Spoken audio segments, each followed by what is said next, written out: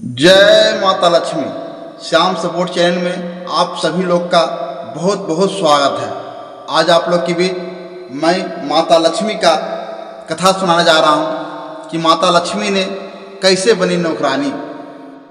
चलिए इस कथा को स्टार्ट करते हैं। इस कथा स्टार्ट करने से पहले आप लोग से गुजारिश है कि कथा को पूरे अंत तक सुनिएगा, क्योंकि कथा को अधूरे सुनने से माता लक्ष्मी का अपमान होता है और पूरा सुनने से ज्ञान होता है। चलिए आप लोग से यही गुजारिश है कि कथा को पूरे अंत तक सुनिए। चलिए मैं ज़्यादा समय नहीं लेता हूँ, इस कथा को स्टार्ट करता हूँ, कहानी को स्टार्ट करता हूँ। बहुत पुराने समय का बात है कि किसी एक गांव में एक माँ और बेटा रहता था।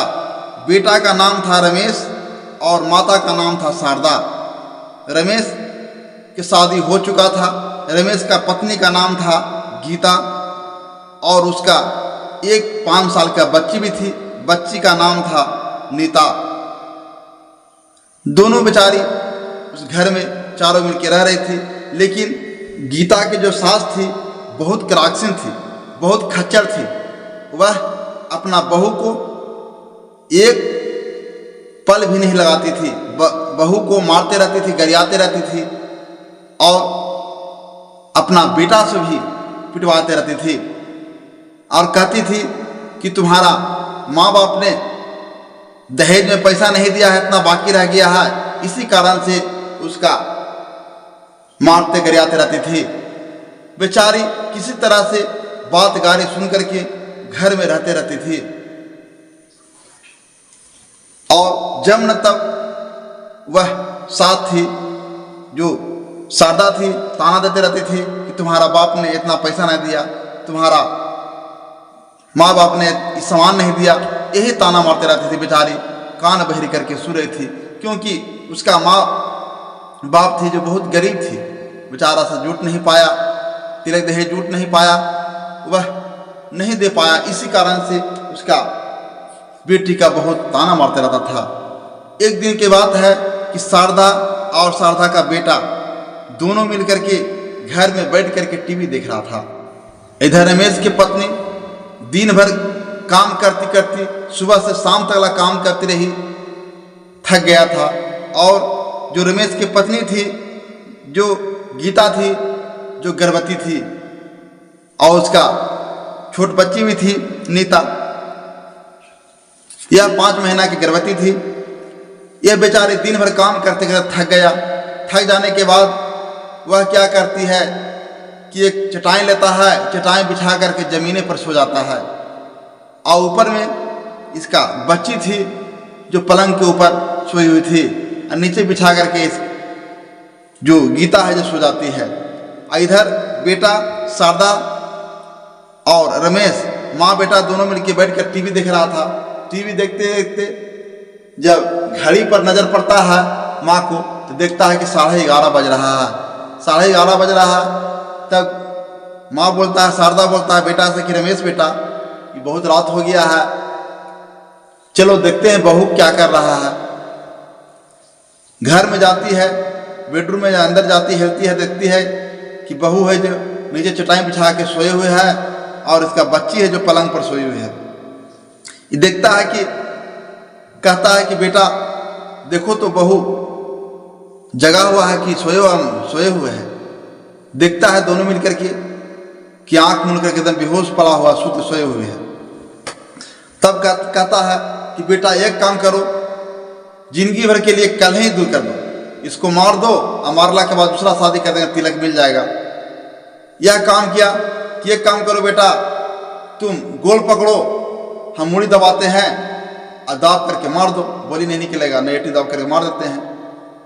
तब बेटा बोलता है कि माँ ऐसा नहीं करिए माँ, क्योंकि अगर ऐसा करते हैं तो हाथ गोड़ पकड़ेंगे, आप मुड़ी पकड़ेगा तो हो सकता है कि गोड़ में अंगुली का निशान पड़ जाए, हाथ में अंगुली का निशान पड़ जाए, मुंह में पड़ जाए,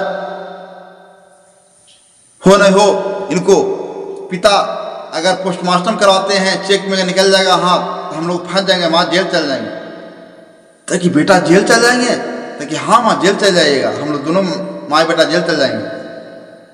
तब एक काम करो माँ, एक उपाय है मारने के लिए। तकिया लो, एक तकिया से हम गोड़ दबाते हैं और एक तकिया से तुम मुंह को दबा देना।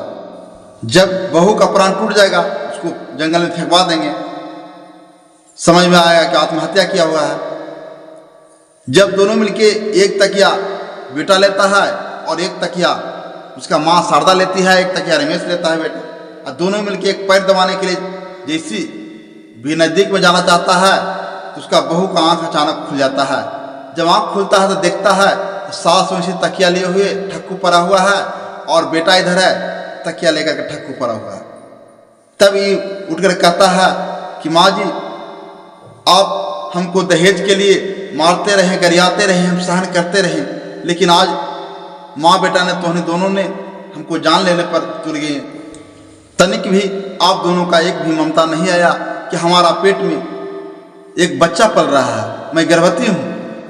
माँ, आप औरत के नाम पर कलंक है, आप मर्द से भी कठोर हो, तनिक भी तो आपको दया नहीं आया, ममता नहीं आया हमको मारने में। आप इसलिए न मारते हैं कि हमको बाल बच्चा को 2 बट के रोटी देते हो, हमको खाना कहीं देते हैं कहीं नहीं देते हैं, भूखले रहते हैं तो पर ही बर्दाश्त करता हूँ, लेकिन तो पर भी आप जान मारने पर तुले हुए हैं। अब इस घर में हम तनिक भी नहीं रह सकते हैं। तो सास कहती है, क्या तू हमको धमकी दे रहा? मैं धमकी से मैं डरने वाला हूँ? जाओ जाओ, तुझको कोई रुपया नहीं है। तब यह बहू कहती, तू क्या रोकिएगा, तू तो कठोर हो, तू तो मर्द से भी खराब हो। इतना बात जब कहती है तब वह सास ने बहू को गाल में एक चाटा मारता है, गाल में 5 अंगुली का दाग पड़ जाता है। तब छोट बच्ची थी, नीता थी, नीता कहने लगी, दादी काहे मम्मी को मार रही है? यह कहती है, उसके बाद यह बहू ने कहती है कि अब मैं इस घर में एक पल भी नहीं रह सकता हूँ, इस घर से मैं जा रहा हूँ। उसके बाद में कपड़ा आता, जितना कपड़ा आता है वह बेचारी सरियाती है और घर से निकल शुरू कर देती है।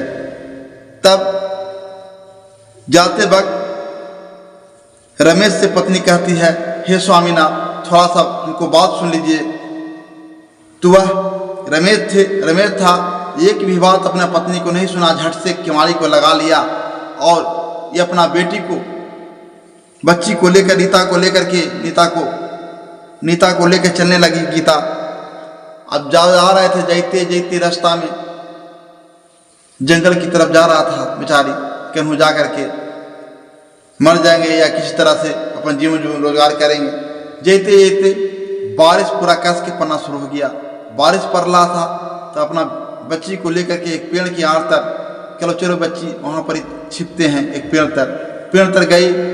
जैसी पेड़ तर जाता है तो एक बूढ़ी माँ जो थी, एक औरत छाता लिए हुए देखता है कि दोपस्ता औरत है, तो जाकर के इसको छाता लगा करके दोनों माँ बेटी को छाता देता है, लगाता है। सोना पूछता है कि बेटी कहाँ घर है बेटी? तब बताया कि हमको सास ने हमको निकाल दिया, हमको पति ने घर से निकाल दिए हैं। तो कि बेटी चलो हमारा कुटिया में चलो, और कुटिया में बुला करके अपना ले जाता है, घर में ले जाता है। कहता है बेटी ये हमारा ही घर है। तो कहता है, माँ हमको लिए कुछ काम खोज दीजिए चाची। तो कहता है कि बेटी मंदिर में एक काम है, मंदिर में काम करना होगा। मंदिर में क्या करना है कि सीढ़ी उड़ी को धोना है, सर सफाई करना है, फिर फूल पत्ती को सजाना है, यही काम है। तब गीता बोलते हैं, चाची चाहे जो भी काम करना पड़े, जो भी कष्ट करना पड़े हमको बाल बच्चे के लिए, मैं करने के लिए तैयार हूँ, अपना बाल बच्चा को हम पालूंगा।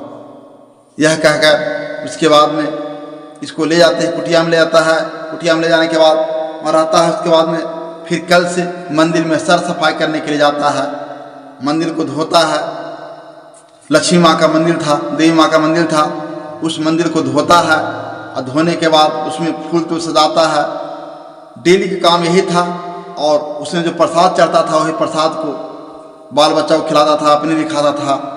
और उसमें दान जो पड़ता था पैसा मंदिर में, उसी को संजोग पैसा को रखता था। एक दिन की बात हुआ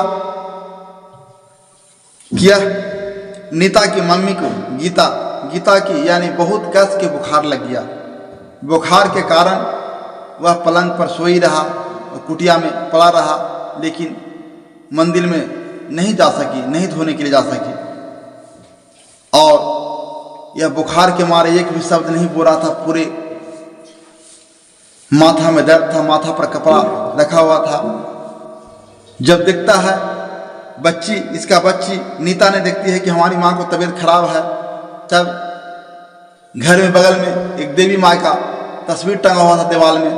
देवी माँ की तस्वीर को सामने हाथ जोड़े खड़ा होता, कहता है, हे माँ, आज हमको माँ को माफ़ कर दिया माँ। आज मंदिर में हमारी माँ धोने के लिए नहीं गया है, मंदिर धोने के लिए नहीं गया है, फूल सजाने के लिए आपको नहीं गया है माँ। हमारे माँ का तबीयत खराब है माँ, कोई देखभैया नहीं है, मैं अकेला हूँ, मैं क्या करूँ समझ में नहीं आता है।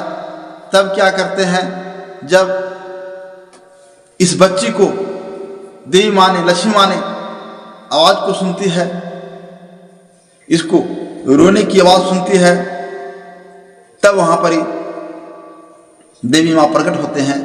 अब प्रकट होने के बाद वह नौकरानी के भेष धर करके उसकी माथा को सहलाना शुरू करते हैं। और देवी माँ की कृपा से उस गीता का दर्द सब खत्म होता है, बुखार सब खत्म होता है। तब वह गीता उठती है और उसको एकाएक नजर पड़ता है कि लगता है कि देवी माँ है। वह हाथ जोड़े खड़ा हो जाता है कि देवी माँ, लक्ष्मी माँ, हमें माफ़ कर दीजिए, हमको अनजाने में बहुत सा बोल दिए कि गरीब को नहीं देखते हैं, लेकिन आप तो सभी को देखने वाले हैं, सभी को दुख को सुनने वाले हैं माँ, मुझे माफ़ कर दीजिए माँ। यह बात जब लक्ष्मी माँ सुनते हैं तो लक्ष्मी एक सोना का भरा हुआ, सोना चांदी का, हीरा मोती का भरा हुआ एक गगरी देते हैं। कहते, लीजिए, इससे अपना दी रोजगार चलाना। वह सोना चांदी हीरा मोती से भरा हुआ गगरी जब मिलता है, वह गगरी को लेकर बेचारी अपना बाल बच्चा को चलाना शुरू करता है, जीवन गुजारना शुरू करता है। फिर दोनों मिलकर माँ बेटी खुशी खुशी जीवन बिताना शुरू कर देती है। और मैं यही कहता हूँ, भगवान से, लक्ष्मी माँ से यही प्रार्थना करता हूँ कि हे लक्ष्मी माँ, जिस प्रकार से तूने गीता को सोना चांदी हीरा मोती को जेवरात दिए हैं, धन दौलत दिए हैं, उसी प्रकार कथा को कहने वालों तथा सुनने वाले तथा हुंकार देने वालों को इसी प्रकार से धन दीजिए लक्ष्मी माँ। इसी के साथ यह कथा को समाप्त करते हैं। बोले लक्ष्मी माता की जय।